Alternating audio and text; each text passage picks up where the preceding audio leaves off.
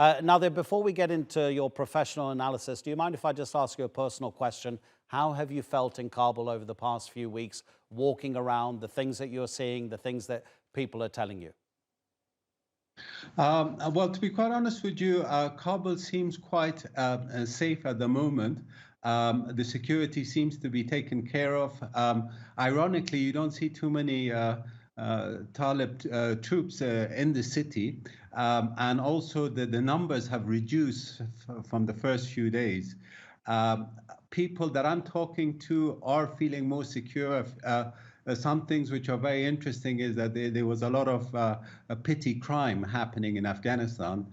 And I remember earlier today, I was hearing one of the news clips, and someone was saying, you know, when I'm traveling to work now, I'm not worrying that my mobile phone is going to be stolen. And so by and large, Kabul seems fairly safe at the moment. There have been some troubling reports, though, from other parts of the country of the Taliban members executing members of the police force. There was a pregnant policewoman who was killed. The Taliban say that that wasn't us. I mean, those are two examples. I'm actually talking about two different police officers, members of local governments being killed by the Taliban. Do you get the feeling that in not necessarily more remote areas, but in places outside of Kabul, some of the Taliban fighters are not following instructions closely, or maybe they are following instructions? Nobody knows. Well, to be quite honest with you, at the moment, there's very little news coming out of the provinces. I've actually had the liberty of speaking to at least 20 members that I'm connected through my network in the provinces, and by and large, they seem to feel secure. They're still scared, they still have fears, they still are uncertain about what may happen in the future.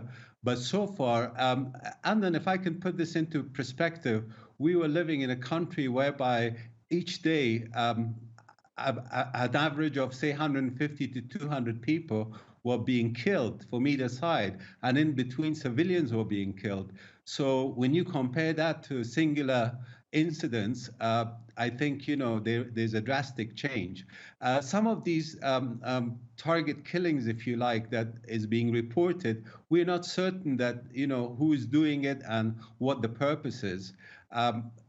I have a feeling that I don't think there is a policy to go out and kill people or target people. Otherwise, if that was the case, we would have heard of many, many cases over the country. Don't forget that, you know, there are rivalries between people, and some Talibans may be acting on their own personal vengeances by carrying these attacks. But I've not heard of any of such attacks with proof. Obviously, we heard about the lady who was pregnant who got killed, and that's really unfortunately, and I hope that that doesn't happen again. What do you make, Nadir, of the Taliban spokesperson's statements a couple of hours ago about the upcoming announcement on the formation of its government? I mean, the mere fact that he said it could be an interim administration suggests that possibly the Taliban isn't in complete agreement just yet. Well, I think, Adnan, there's a huge amount of pressure about announcing a government. This has been going on from day one. The problem has been, of course, is that the Taliban didn't expect to be taking over Kabul so quickly.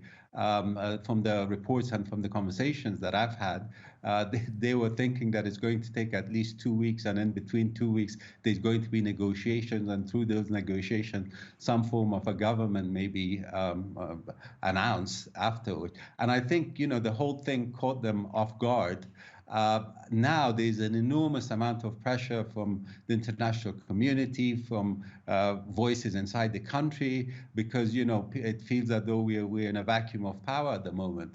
I think it would be wise to announce an interim government, because I really don't think it'd be possible in such a short period of time to announce an inclusive government that would be welcomed by the Afghan people and by the international community.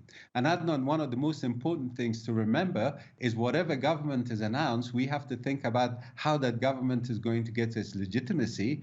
And finally, how is that going to play at being recognized as a legitimate government in Afghanistan? Absolutely. That's going to be completely critical, of course, for the future of the country. Nadir, thank you so much indeed for your time. Nadir Naim is the head of the Kabul Institute for Peace.